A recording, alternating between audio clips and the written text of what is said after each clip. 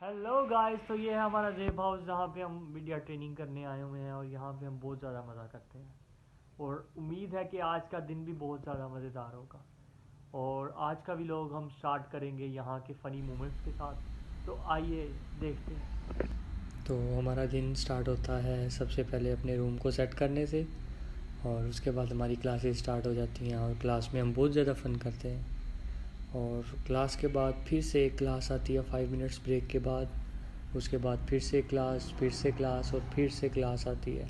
उसके बाद हमारा थोड़ा प्रैक्टिकल वर्क स्टार्ट हो जाता है। प्रैक्टिकल वर्क के बाद हम सबको बहुत ज़्यादा नींद आती है और कुछ लोग तो क्लास में ही सो जाते हैं। उसके बाद हमारा ऑफ टाइम स्टार्ट हो जाता है और उसमें हम बहुत ज़्यादा फ़न करते हैं, सब मिलकर बहुत मज़े करते हैं। संडे को हम चर्च भी जाते हैं और चर्च हमारे लिए बहुत ब्लेसिंग डे होता है। उससे आने के बाद हम ऐसी कुकिंग करते हैं जैसी हमारी मम्मा भी नहीं कर सकती।